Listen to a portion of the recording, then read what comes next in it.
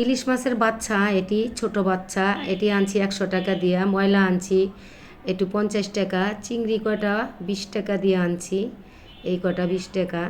তো এটি কাটাকাটি করে নিই, তারপরে একটু রান্না করব। পুরো ভিডিওটি দেখো, ভালো লাগলো অবশ্যই আপুকে একটা লাইক দিবা, সাবস্ক্রাইব করো। সব রেডি করে নেওয়া হয়েছে। লাল শাক ইয়া লেগে লই এইলো ঘরের মধ্যে গুছাইয়া, ঘর থেকে সব। এই যে ইলিশ মাছ আছে, ইলিশ মাছ দিয়ে ফুলকপি, আলু আর লাল শাক রেডি করে বসলাম রান্না করতে।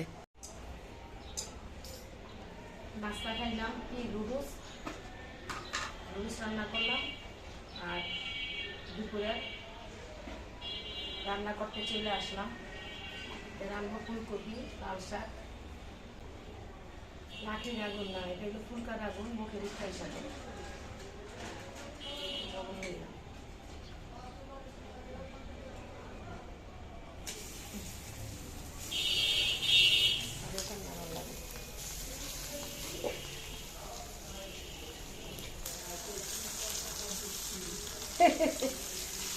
ও আমার আবার দেখে গেলেন, আমি আবার এখানে বসাই দিচ্ছি।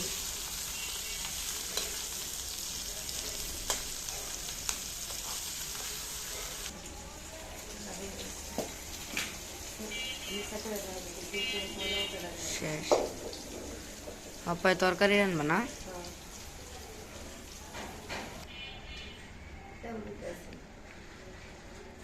মাছের মধ্যে এত তেল দেওয়া লাগে না, মাছের তরকারিতে তেলটা কম দিলেই হয়।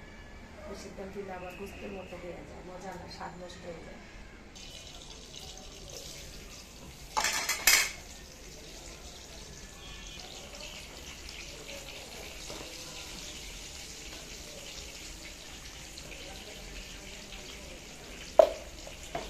পানি দিয়ে দাও।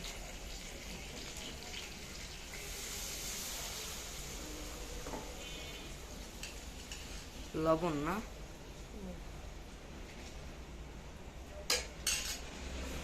তরকারি অনেক দেয়, লবণটা একটু বেশি দিছে। পুরা যেন ওঠে না, আলোরা যেন লাগে না।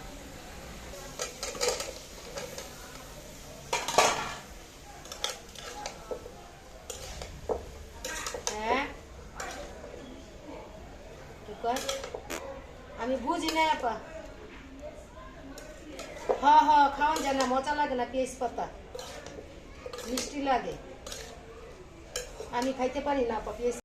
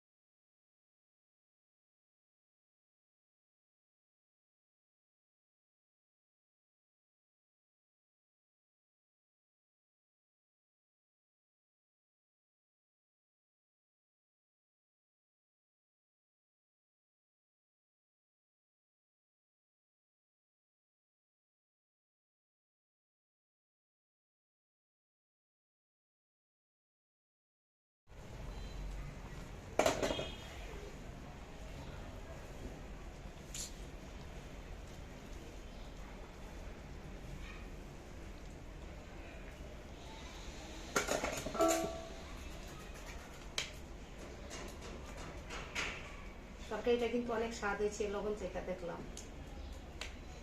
অনেক স্বাদ।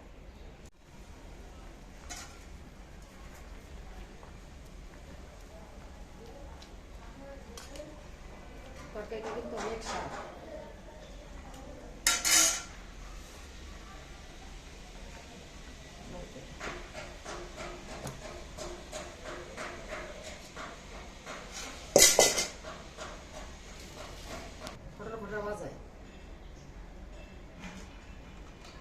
অনেকখানি তেল দিলাম লাল শাকে।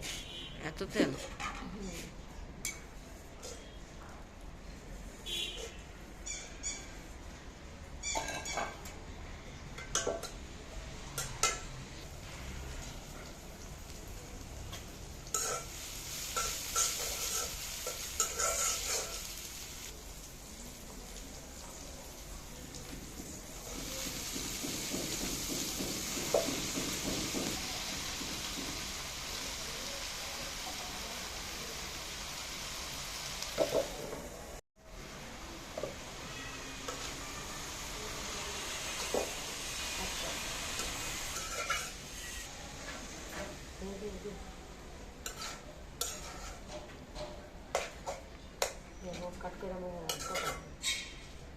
লাল শাকগুলো প্রচুর লাল, কিন্তু চিংড়ি মাছ দিয়ে রান্না করলেও ভালো লাগবে।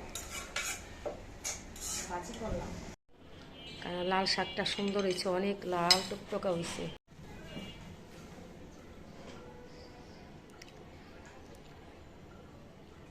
লাল শাকটা লও, লাল শাকটা অনেক সুন্দর হয়েছে।